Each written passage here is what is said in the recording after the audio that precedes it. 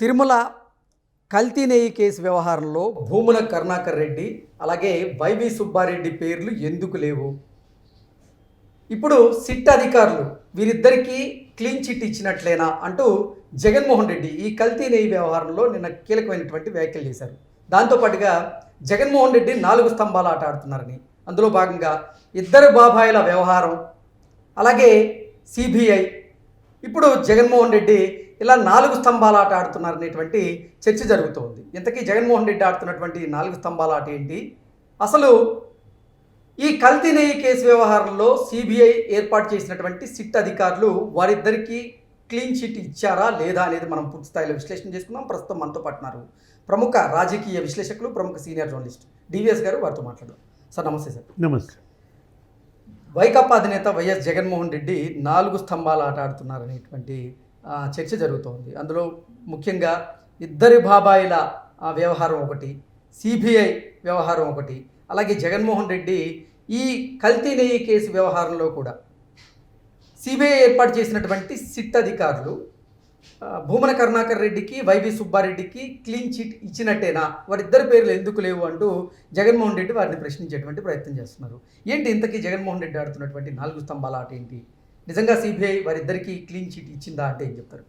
అంటే 4 స్తంభాల ఆట కన్నా చెడు కూడా ఆడుతున్నాడు.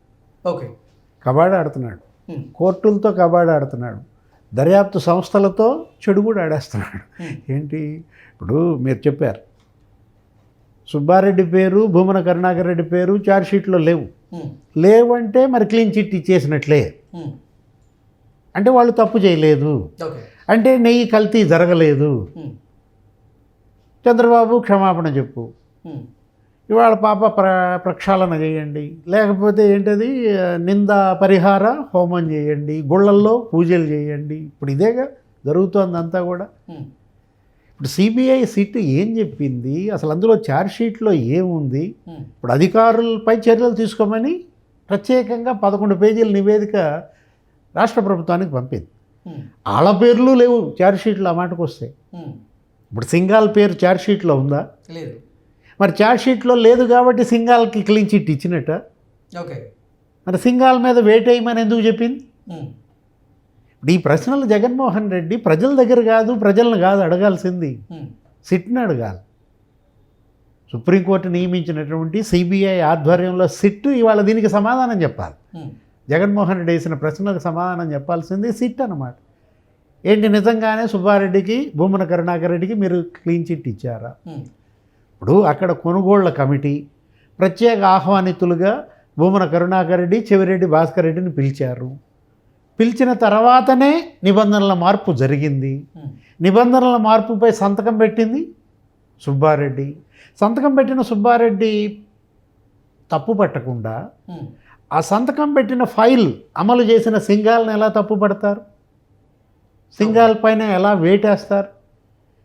సింఘాల్పై వెయిట్ ఏంటి? ఇది సుబ్బారెడ్డికి క్లీన్ చిట్ అని జగన్ చెప్పడం ఏంటి? సుబ్బారెడ్డికి క్లీన్ చిట్ ఇస్తే, భూమనకి క్లీన్ చిట్ ఇస్తే సింఘాలకు కూడా ఇచ్చినట్టే, ధర్మారెడ్డికి కూడా ఇచ్చినట్టే. మీరు అన్నట్టు అసలు నెయ్యి కల్తీ జరగనట్టే. మరి కల్తీ జరగకపోతే 60 లక్షల కిలోలు కెమికల్ జెల్లా ఏంటది? అది అసలు నెయ్యి కాదు కదా. లబ్సా అనేటువంటి రసాయనాన్ని వాడారు.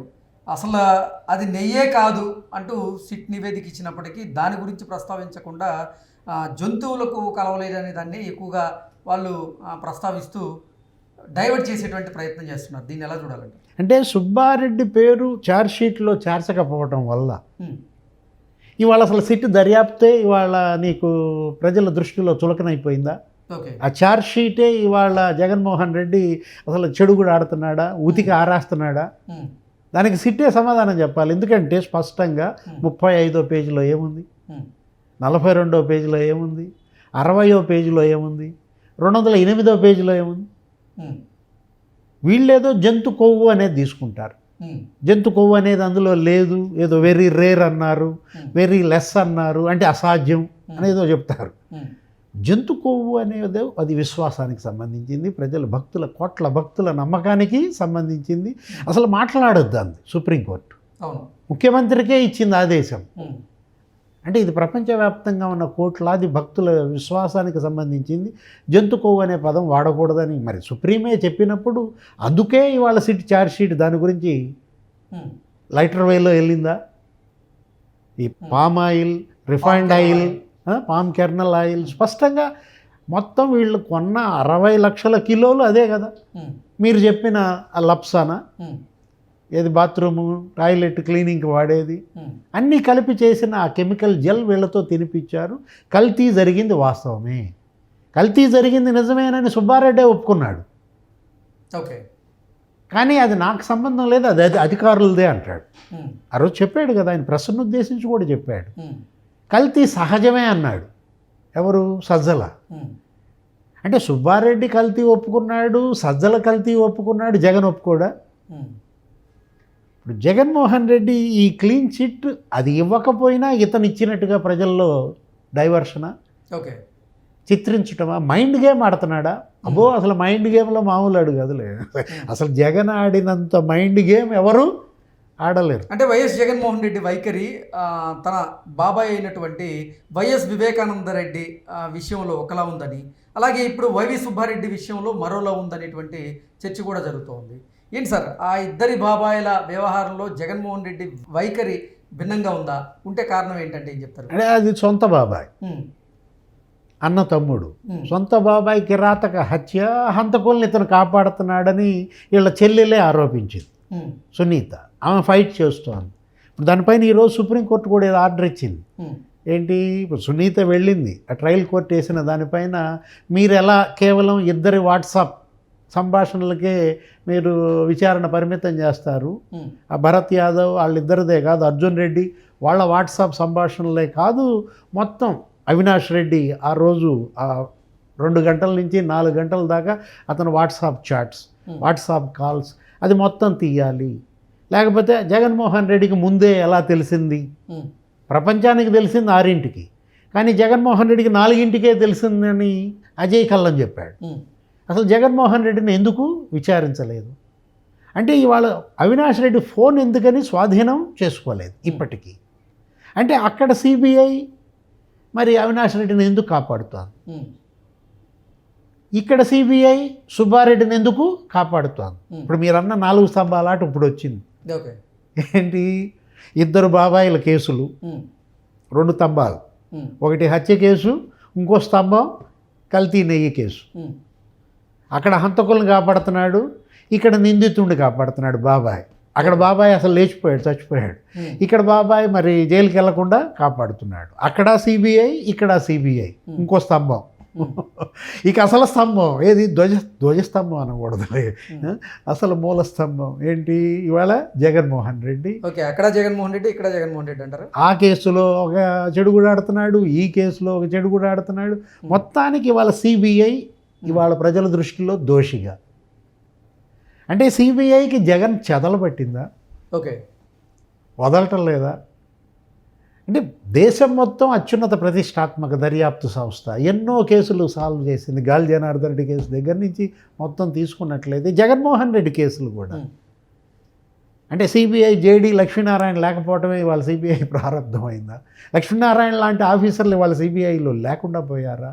అంటే ఏంటి? ఇప్పుడు జగన్మోహన్ రెడ్డి 11 కేసులు ఉన్నాయి. 13 ఏళ్లుగా ఆయన బెయిల్పై ఉన్నాడు. అసలు 13 ఏళ్లుగా బెయిల్పై ఒక ఆర్థిక నేరస్తుడు ఎలా ఉన్నాడనేది మొన్న గతంలో చర్చ. ఇప్పటికీ అదొక క్వశ్చన్ మార్క్. ఆ కేసులు అక్రమాస్తుల కేసు అది తీసేయి. ఇప్పుడు వివేక హత్య కేసు అదే సిబిఐ. అవినాష్ రెడ్డి ఇంతవరకు అరెస్ట్ చేశారో చెప్పలేదు, అరెస్ట్ కాలేదో చెప్పలేదు. గోడ మీద పిల్లివా అని అడిగింది సుప్రీంకోర్టు. ఇంతకుముందు పంజరంలో చిలక అనేవాళ్ళు దాన్ని. ఓకే, ఇప్పుడు సుప్రీంకోర్టు ఏమంది? అసలు నువ్వేంటి గోడ మీద పిల్లిలా ఈ నాటకం? నువ్వు అవినాష్ రెడ్డిని కస్టోడియల్ విచారణ చేస్తావా చేయవా, కావాలా వద్దా అది చెప్పు అని అడిగితే మీరు చేయమంటే చేస్తా అంటారు. అంటే సుప్రీంకోర్టు చేయమంటే చేస్తుందా సిబిఐ?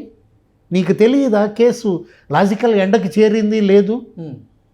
కేసు లాజికల్ ఎండకి చేరలేదు. 40% దర్యాప్తు అయింది, ఇంకా 60% చేయాలని బాధితురాలు అంటోంది, హతుడి కుమార్తె సునీత.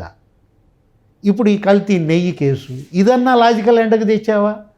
ఇది 40%ఏనా? అంటే 40%ఏనా సిబిఐ ఏ కేసు అయినా తీసుకెళ్ళేది? ఓకే, 60% తీసుకెళ్ళదా? ఇప్పుడు ఏంటి, సింఘాల్, ధర్మారెడ్డి, బాలాజీ చర్యలు తీసుకోమని మీరు నివేదిక పంపి క్లోజా? సంతకం పెట్టిన సూత్రధారి జగన్, ఎవరు, సుబ్బారెడ్డి. అతన్ని పట్టుకోరా? అదే ఇప్పుడు అతను అంటోంది జగన్మోహన్ రెడ్డి, ఆయన పేరే ఛార్జ్షీట్లో లేదంటే క్లీన్ చీట్ అంటున్నాడు. అసలు అంతిమ లబ్ధిదారు ఎవరు? కల్తీ నెయ్యి 250 కోట్లలో అంతిమ లబ్ధిదారు మరి అప్పటి ముఖ్యమంత్రిగా పనిచేసిన జగన్మోహన్ రెడ్డి. వీళ్ళందరూ సూత్రధారులు, పాత్రధారులే కదా. అంటే సిబిఐ కేవలం పాత్రధారులు, సూత్రధారుల వరకే మేము చేస్తాం, అంతిమ లబ్ధిదారు మాకు అక్కడ దాకా వెళ్ళే ధైర్యం లేదంటోందా? దోషిగా ఇవాళ నువ్వు ఎవరిని చిత్రిస్తావు? హత్య కేసులో అవినాష్ రెడ్డి, లేకపోతే జగన్మోహన్ రెడ్డి, భాస్కర్ రెడ్డి వాళ్ళ దాకా వాళ్ళని అనుకోవాలా? దేవిరెడ్డి శివశంకర్ రెడ్డి వరకు అరెస్ట్ చేశారు, భాస్కర్ రెడ్డి వరకు అరెస్ట్ చేశారు. ఇప్పుడు ఈ నెయ్యి కేసులో సింఘాల్తో ఆగుద్దా? అధికారులేనా ఈ కుంభకోణానికి? పాలకవర్గంకి సంబంధం లేదా? సుబ్బారెడ్డిని అంటుకునే సీన్ లేదా? జగన్ ప్రశ్నలు సమాధానం చెప్పాల్సింది జనం కాదు, చంద్రబాబు, పవన్ కళ్యాణ్, మోడీ కాదు, సిట్ అధికారులు అంటారు. Okay sir, thank you so much.